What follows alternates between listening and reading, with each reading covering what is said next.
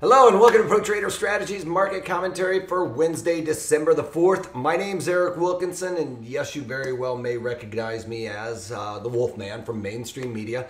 I'm here to talk about not only the economic data, how it impacts the overall markets, but then how to take advantage of that by using options. We're using options to trade in and around our market assumptions. I hope that you can follow along with us because I have specific rules when we implement specific strategies. So we go into more detail on that with the webinars. I just talk about the daily trades that I'm doing, when and where I'm putting those on in these, and reflective of those option strategies we talk about in the webinar. All right, so without further ado, let's talk about the economic data because that's what's impacting the market. Obviously, right now we've got crude oil moving a little higher, so there must be something going on there. But first off, let's talk about across the pond where we have been getting the PMI numbers. Remember, that's Purchasing Managers Index. Anything above 50 in these economic data points is expansion. Anything below 50 is contraction.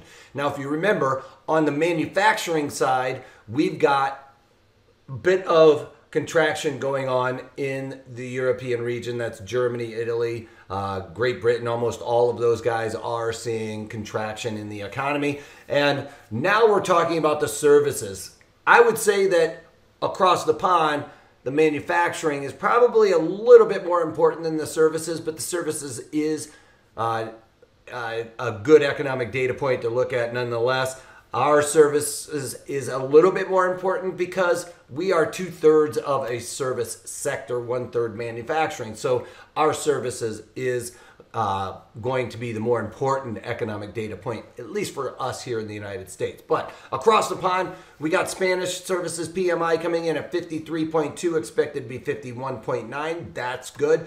Italian services PMI just hovering above 50 at 50.4. That's lower than the expected 51.2. We got French final services PMI coming in at 52.2, slightly lower than the 52.9 expected. German final services PMI coming in better than expected slightly at 51.7, expected to be 51.3. European, outside of those previously mentioned, came in at 51.9, expected to be 51.5. And then Great Britain's final services PMI coming in at 49.3, expected to be 48.6, which is good. That is back and forth between what we've seen in the past couple of months. We've seen 3 in a row there negative for Great Britain, but other than that, it's been pretty wanky back and forth and close enough to 50 really. So nice move higher there for Great Britain. And then we talk about the United States. We got the ADP non-farm payroll change coming in at 67,000 hires, expected to be 137,000 hires. Now remember, Friday is going to be the real economic data point we look at for employment. This is just kind of giving you a precursor. You know, in the past was something that we all laughed about. It's gotten a little bit better, but we've seen even about a month or two ago where it was way off. So not something to really lay economic data implications on because we have the non-farm payroll on Friday. All right, then we here in the United States got final services PMI for ourselves coming in line at 51.6 expansion, but we are looking at the ISM, the Institute for Supply Management, for the real number, and that came in at 53.9, expected to be 54.5. A little bit lower than expected and probably the lowest reading we've seen since September. So still been above 50, which is good. We have a bunch of Fed governors speaking today as well. Also, we have the NATO summit going on. You know, yesterday everybody was worried about China. Late in the day, we started thinking, oh, China is going to be okay. They're going back and talking. Again today, that's on the docket and driving the equities higher. But what's driving crude oil higher up at the 58 handle almost right now? We were in the 58 handle earlier. Is that there was a drawdown of 4.9 million barrels, expected to be a drawdown of 1.6 million barrels. Now, remember, we've been seeing builds. I've been talking really bearish about crude oil. This number is a bit surprising to me with that big of a drawdown, especially with the way that the economic picture has been looking here and across the pond. The manufacturing sector waning a little bit. That should cause less demand, I was thinking. But we got a big drawdown on that number. So crude oil really moving higher today by almost $2. A thing to keep an eye on there is, remember, we got that $58 a barrel. $59 a barrel. Those are two resistance areas. And then above that, the real psychological level, which is coming into effect with the value area high, is $60 a barrel. We don't want to see $60 a barrel, not right now, heading into the holiday season, because remember, we talk about velocity of money. Every week, that can cost people $5 to $10 more per tank fill up. And that $5 to $10 really is going to be pulling away from this holiday season's shopping sprees, right? So keep that in mind as well. But we are seeing demand-driven rally here in crude oil as we see it up almost $2 right now. Now we're seeing gold come off again today, or off today, I should say. Yesterday was a big rally, but off by $5.50 today, and that's because we are seeing the equities move with these trade negotiations supposedly back on.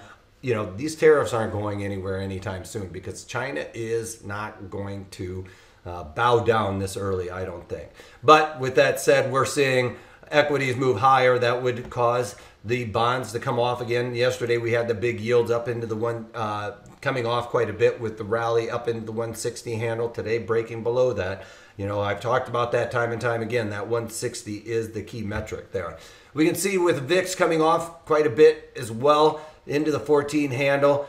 That's because here's what we're talking about with the Dow Jones Industrial Average up just over 200 points right now, but near the highs of the day. Big rally late in the day yesterday was looking very bearish as we were breaking back down into the value area, which would have really caused some movement down towards the point of control. But the bulls were able to rally us up at the end of the day off of some rumors of China coming back to the table in a sense.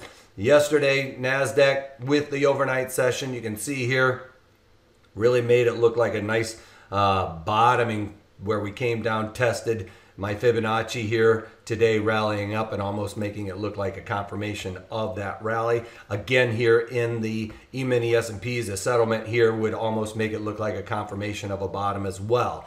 That's about all I've got for you guys today. I am keeping an eye on a couple of other things, but we can see the overnight trade with the late day rally that I was talking about. Almost after I got done with the daily market commentary, we started getting some of those rumors coming out about China.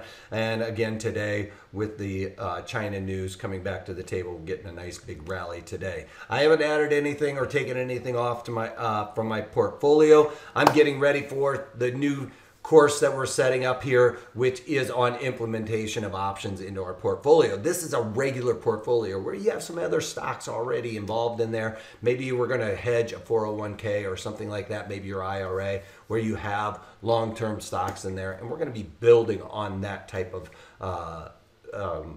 portfolio rather than just trading in and out so much. All right, so check out that webinar. We'll be building on that as we go through. So other than that, if you can't take that, take it easy.